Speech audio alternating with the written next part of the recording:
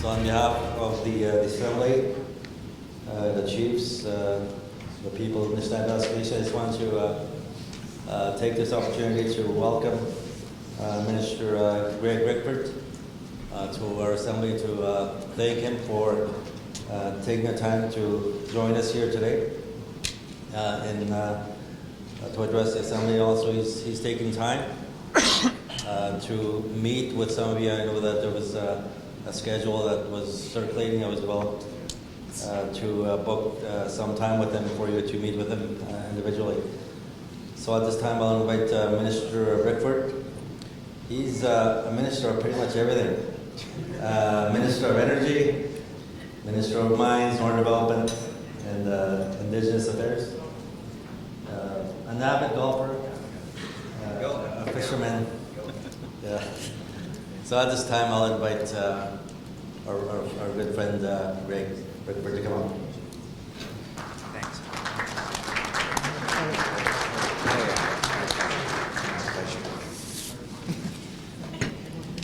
Thanks. Good morning.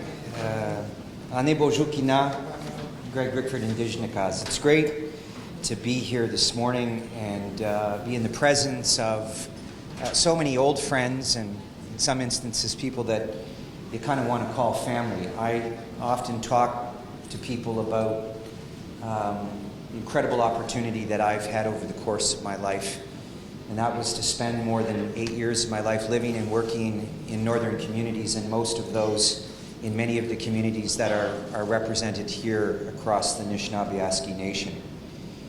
I want to start, of course, by acknowledging, I had a brief text with Chief Collins this morning, and I want to acknowledge not just our friendship and our great working relationship, but that we are located on the territory of the Nishnawbe of Fort William First Nation in the Robinson Superior Treaty on lands traditionally occupied by those people. They continue to care for this land, and we continue to work with them as full partners as we consider major projects in developing this area. The communities of the Robinson Superior Treaty remain full partners. And in similar fashion, so it is with Nishnawbe Aski Nation and the outstanding leadership of both Grand Chief Alvin Fiddler and Deputy Chief Derek Fox. I want to thank you both for the opportunity to be here today. It's my privilege to speak here. And in particular, I want to just characterize the kind of working relationship that we have developed. Not only has NAN held a reception down at the legislature to build relationships, so moving outside of the legal relationships which we intend to honor, protect, and serve, but just to be text buddies and to be on the call, on calls regularly. This was particularly helpful over the past year or so, and quite recently this weekend, where Sunday Alvin and I spoke with each other on a number of occasions to ensure that Bearskin Lake had all of the resources at its immediate disposal to do a full evacuation. And I think, Alvin, it's a credit to both you, and I'll even do a shout out for Saul, who at the last minute, Saul Mamakwa, I don't do that very often, Derek. So Saul Mamakwa, who we talked about some final logistics and his help and support in bringing that to a closure. I do want to recognize then the challenges that North Spirit Lake and Bearskin Lake currently face, and that I can give assurances we continue to walk lockstep with their leadership and their communities in addressing the challenges and turning those into opportunities. Now, I know my team and my Ministry of Indigenous Affairs, together with the Provincial Emergency Operations Center, has been in close contact with those communities, and we continue to do anything and everything that we can to ensure that the community's assets are protected and safe, but most importantly, that its peoples, its community members are moved safely from, in the instance of Bearskin Lake, the potential for imminent danger. We're grateful for the leadership there in the community as well for their high level of cooperation in helping us to coordinate this. I want to talk about building relationships. That sentiment is shared by our Premier. He recently sat with Grand Chief Roseanne Archibald, who I think is here today and has become an effective working partner and friend, if I may say, in an effort to make sure that this relationship is guided by mutual respect, the principles that over the course of time the regional Grand Chiefs have built up with previous governments, and that we can move forward in a spirit of full cooperation and partnership like never before. And I know the Premier appreciated the frank and open exchange of views. He listened, he took on information and counsel from Grand Chief Fiddler, and I think fairly immediately we saw a change in how we think and approach certain files, Alvin, and it's a credit to our Premier that he consistently does that over and over again in an effort to build important relationships with partners. It's the little things for my office. You know, Alvin had mentioned once, and another chief had raised with me, how each ministry had a director of stakeholder relations. And we don't. We have a director of stakeholder relations and partner relations. And those partners are exclusively Indigenous communities. We walk as partners. We are no longer thinking, as ministries have over the course of time, as Indigenous communities and their leadership at the regional level as partners. We're now moving towards models of building prosperity and a better life for all of our people. So I want to take a moment to thank NAN for being important partners alongside the federal government to assist not only communities in time of crisis and in time where issues are often discussed, but to actually start thinking about them and what the opportunities could be. Indigenous economic development is a key part of our platform. You'll notice that we have worked very hard at focusing the relationships, community to community, nation to nation, focused on the kind of infrastructure support that gives your communities the best opportunity to improve the social, health, and economic benefits that can be available to you when the government is more focused on a relationship, a bilateral relationship with a given community. More than a year ago into our mandate, we're not only building relationships, but we're actually building momentum. We hear it from the leadership of the communities. And after this opportunity to speak, I'll be publicly announcing more than $500,000 in funding targeted specifically at Indigenous Economic Development Fund for 6 NAN communities. This fund is run by my ministry, and we're pleased to invest in 6 economic development projects happening in Fort Albany First Nation, Moose Creek First Nation, Webequie First Nations, Mo-Quebec, Iod First Nation, Neskandiga First Nation, and Chapleau Cree First Nation. This funding will support everything from business startups to new co-op stores, to laying the groundwork for new fiber optic networks, to starting the planning for a new multi-purpose community center.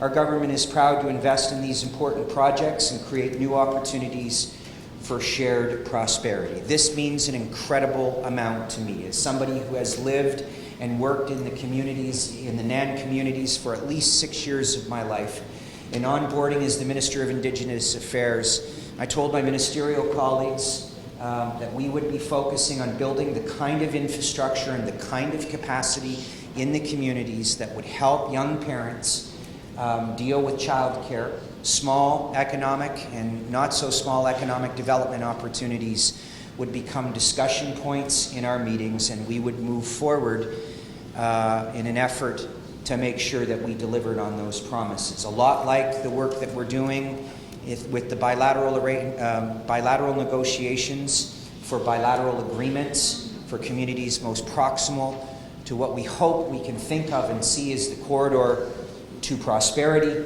This would be an access road for communities to experience improved health, social, and economic benefits, and to the extent that a mining operation would approach those communities most proximal and talk about the prospect of a mine, well, they can go ahead and do that. We believe that when we're spending $30 million for broadband for 5 Matawa communities most proximal to this potential corridor, that we need the kind of access that supports broadband, electrification, and of course the ability to move in and out of the community should the leadership of those communities at this time deem that to be a priority.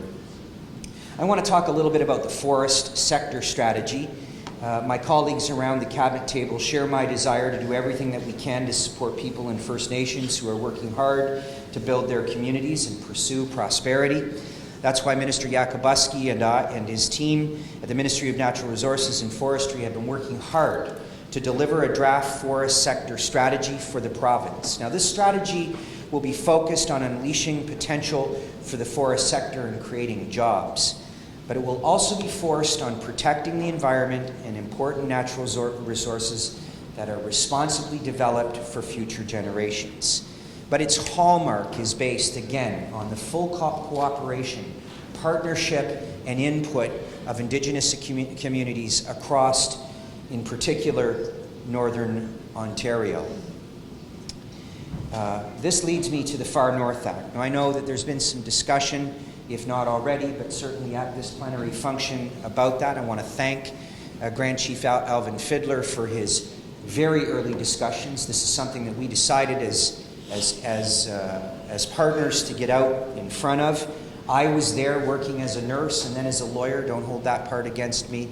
But when the Far North Act was put on you, as the saying goes, it was not widely respected or very well received. It lacked all of the fundamental notions and sensibilities that we have around the duty to accommodate, the duty and the duty to consult, to say the very least.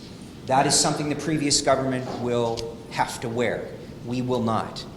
And in discussions around the Far North Act, several important steps have been taken in full coordination and in full communication with the leadership of Nishnawbe Aski Nation. We met almost immediately. Alvin and I had an opportunity to sketch out what this might look like, to discuss whether repealing the act on its face was the right way to go. In the interruption between my federal and provincial career, I had an opportunity to work with Mishki Gogamung First Nation, and I see the chief here today. David, it's nice to see you. But obviously, I saw firsthand that there were important land use planning activities going on that were born from the Far North Act, and then that in fact, over time, there were a few elements of this, not many, a few elements of this act that communities found valuable. So in discussions, full partnership with NAN, we mobilized quickly to ensure that these were protected. We made proposals that this would fit prospectively into other pieces of legislation. And we encouraged Grand Chief Fiddler to go back to the membership and take up discussions, particularly with those communities most affected by this. The answer was, we must do it differently. And the response was, we will. And so, instead of repealing the Far North Act, we mobilized quickly in full response to the feedback of the leadership of NAN, the concerns raised by various tribal councils, and reviewed what steps we've taken. You told us that the Public Land Act is not an acceptable vehicle for land use planning in the far north, and we accept that. And I know that some NAN communities have told the Ministry of Natural Resources and Forestry, I actually call it the Ministry of Northern Resources, including forestry, that they want to continue joint community-based land use planning with the ministry. And so we will continue with those things. More recently, we had a chance to sit down with Minister Yakabuski and Grand Chief Fiddler to propose some timelines that we could all be realistic about and live by in an effort to approach the Far North Act and its repeal, or what other alternatives that would look like. We listened, That's exactly what we're doing. Our timelines that we're looking towards spring, we've now extended in response to the request of the NAN communities an opportunity to prolong the consultation and engagement. We're hopeful that in setting a standard for a reasonable amount of time by next fall, the early signals from the leadership of NAN is that with properly resourced, this would give us a chance to deal responsibly with this act, what it meant in all of its negative ways, and how we would dispose of those, but more importantly, to the extent that there were any over the course of time positive elements, we would find a way and a place to make those meaningful pieces of our relationship through whatever means that were available between the Ontario government and NAN. So this is what I think reflects a new way of doing things.